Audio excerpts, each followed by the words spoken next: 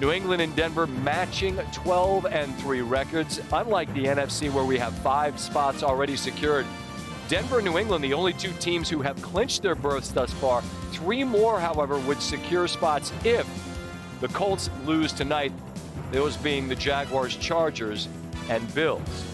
I mentioned Baltimore in peril as it relates to the playoffs. An injury in that game to Lamar Jackson. Adam Schefter rejoins us now. He was injured right before halftime, unavailable in the second half. Adam, a day later, what do we know? We know that he's considered day-to-day, that it's a painful contusion to his back right now, Scott, and they're going to assess him throughout the course of the week to see if there's any way he's able to play against a Green Bay Packers team that has some quarterback issues of its own. But this was the latest in a long line of injuries and ailments for Lamar Jackson all year long. He has missed at least 1 practice in each of the past 6 weeks. And assuming he misses at least 1 day of practice this week, that would make it 7 straight weeks of missing at least 1 practice. There have been toe issues, ankle issues, knee issues, flu, and now there's a back issue that he's going to have to try to fight through to play Saturday night against the Green Bay Packers. Not going to be easy, but this entire season has been frustrating, disappointing, and uncomfortable for Lamar Jackson and the Baltimore Ravens. Adam, thank you very much. Yeah, yet another double-digit lead gets away from them. Add them to the list with the Lions and the Chiefs, those teams that we think will be there and perhaps might not be. I want to go back to that Jacksonville team that we saw at the very beginning. Swag, this team's won 6 in a row, and it started with a victory over the Chargers, who, by the way, have won 7 of 8. Their only loss, they got boat raced in Jacksonville. They go to Denver, a team that's won 11 in a row, and they beat them like that. What's it say their ceiling is to you? Super Bowl. Because their quarterback is playing as well as anybody in the NFL at the most important position. Yeah, and it feels like Trevor Lawrence has been freed up by Liam Cohen. He understands where to go with the football, but I was more impressed with his legs in this game. Not only buying time, but this throw right here, Scott, these are playoff throws right here now.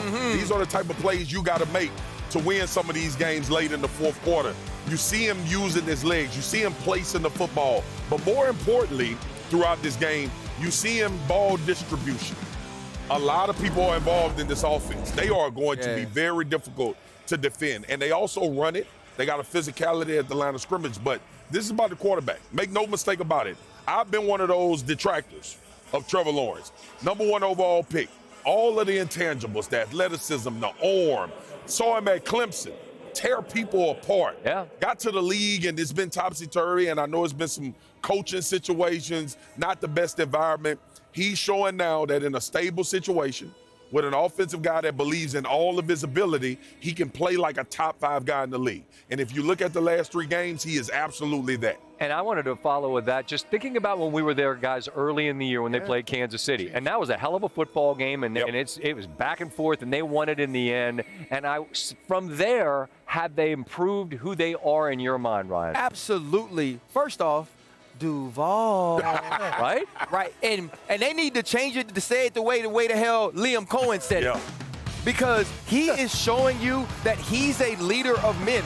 He's also showing you, in my opinion, that he's a difference maker. Let's look at the difference between the quarterback in Tampa Bay that he coached last year in Baker Mayfield and now Trevor Lawrence. These are 2 quarterbacks that are going in different directions. Trevor Lawrence is really playing like he's like that. Everything that's ever been said about him since he was growing up playing football in Georgia, since he walked on to Clemson's campus and took Kelly Bryant's job, he's all of those things right now. Throwing on the move, physicality, being able to stand in the pocket and make every single throw to any part of the football field. But the attitude, right, the confidence, the arrogance in which he's playing with. I agree. You could tell everybody on that offense, everyone in that locker room believes in him, but more importantly, he believes in himself. At one point this year, he said, you know what? I just got to let it rip. And since he's been doing that, there is no quarterback in all of football that's playing better. Does losing a game like that on your home field to a peer in all impact how you view the Broncos? I still think the Broncos are very good. Their defense is up there with the best in the league. They're going to be right there with the shot to fight for it.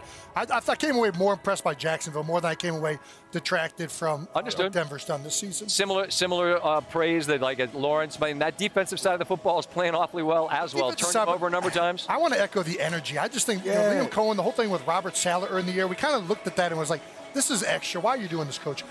This is who he is. He strikes me as a guy that has tons of passion. He's fighting for himself, and you're seeing the players resonate.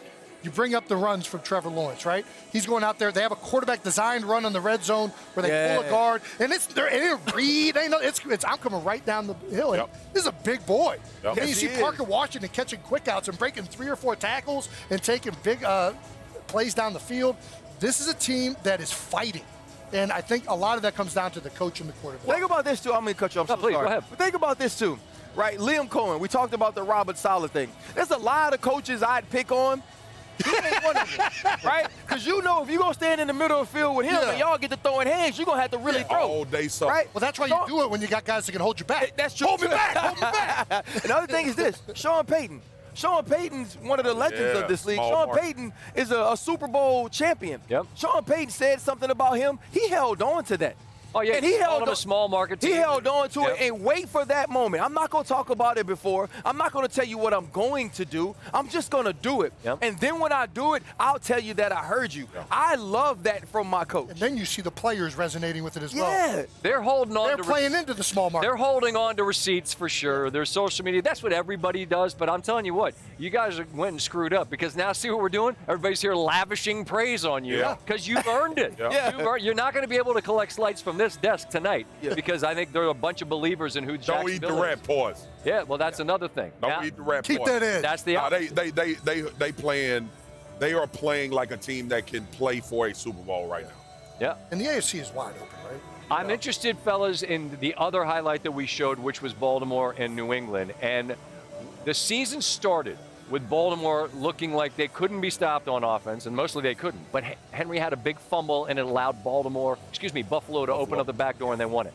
He lost his 3rd fumble last night of the season. That's a season high, and wasn't playing late. I get that it's Snoop Huntley out there, but I was just baffled by his absence. Can you make any sense of that? Go ahead, because I know you. I already know. So I've asked for Keelan to back up. I've asked for him. Keaton Mitchell, I'm sorry. For him to have more opportunities to be explosive. I did not ask for his ass in that point of the game when Derrick Henry has been bludgeoning these people on the ground, okay? And here's the thing, man. Like, we talked about this earlier. Baltimore in critical games have turned the ball over at an alarming rate and at such bad times. The drive that Derrick Henry fumbled on, he was actually dominating that drive. They were moving the football. And you take 3 points off the board there. The Zay Flowers fumble. You probably take 3 points off the board there. That's the game. So, again, it's been a lot with Lamar. It's similar to what we talk about with Detroit. Exactly. BK goes out early in the year, who's a difference maker.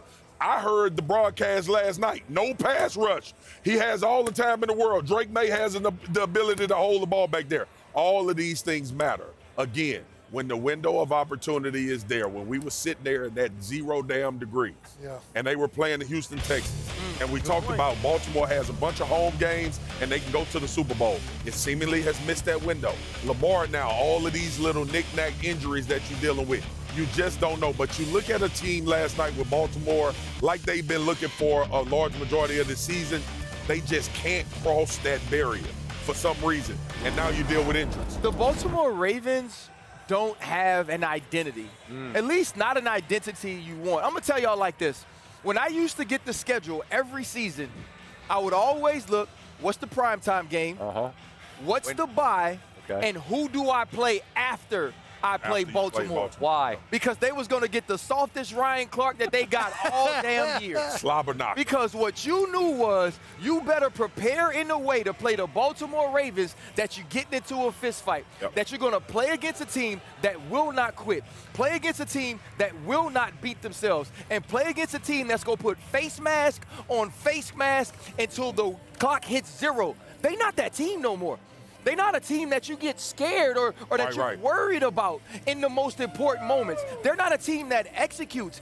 And so many times we talk about teams that change as an organization because you have an organizational change. John Harbaugh is still there. It's still the same person. It's baffling what's happened to this team this year.